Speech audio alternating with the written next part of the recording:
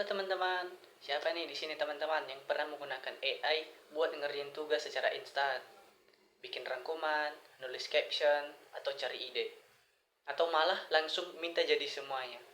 Tenang, kamu tidak sendirian. Karena sekarang kita hidup di era artificial intelligence, atau lebih kita kenal sebagai AI.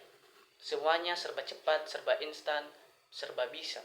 Tinggal kita ketik persatu perintah.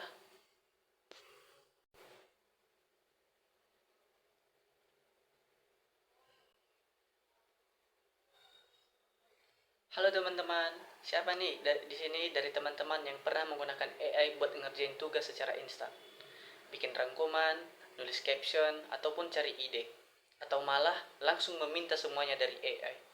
Tenang, kamu tidak sendirian. Karena sekarang kita itu hidup di era artificial intelligence. Atau lebih kita kenal sebagai AI. Semuanya serba cepat, serba instan, serba bisa, dan tinggal ngetik satu perintah, tugas langsung jadi. Gambar langsung muncul. Video juga bisa diedit secara otomatis. Keren? Jelas. Membantu, sangat membantu. Tapi disinilah masalahnya mulai muncul. Semakin canggih AI, semakin besar juga potensi penyalahgunaannya. Di dunia pendidikan saat ini, AI yang seharusnya membantu belajar justru sering dipakai sebagai jalan pintas. Tugas selesai cepat, tapi proses berpikirnya dilewati. Nilai mungkin naik, tapi kemampuan berpikir kritis justru pelan-pelan turun. Padahal, pendidikan itu bukan cuma soal nilai, tapi soal proses, soal berpikir, dan soal kejujuran. Lalu kita geser sekarang ke media sosial.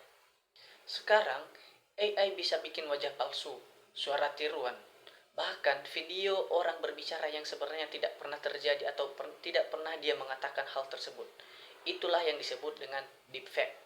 Yang bikin ngeri, banyak orang tidak sadar kalau yang mereka tonton itu bukan nyata. Satu video palsu bisa merusak nama baik seseorang.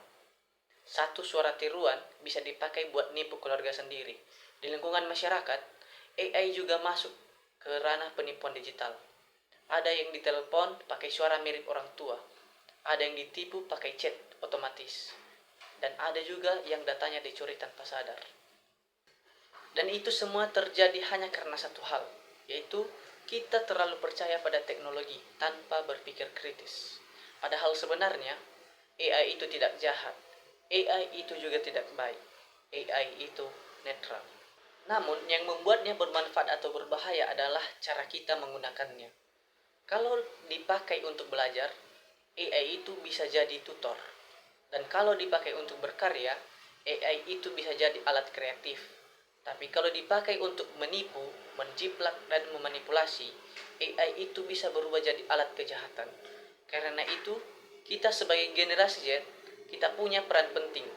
Bukan hanya sebagai pengguna teknologi, tetapi sebagai pengguna yang cerdas dan bertanggung jawab. Dan harusnya kita sebagai Gen Z, kita menggunakan AI untuk membantu belajar, bukan menggantikan cara kita berpikir. Mengembangkan ide, bukan menjiplak karya. Mencari informasi, tapi tetap diverifikasi. Dan berkarya dengan jujur dan kreatif. Jangan sampai kita terlihat pintar karena teknologi, tapi sebenarnya malas berpikir. Karena di masa depan nanti, yang dibutuhkan bukan hanya orang yang bisa memakai AI, tetapi orang yang punya logika, etika, dan tanggung jawab. Dan dari sinilah satu pesan penting itu lahir. Bijak pakai AI. Teknologinya makin pintar, tapi manusianya juga harus makin sadar.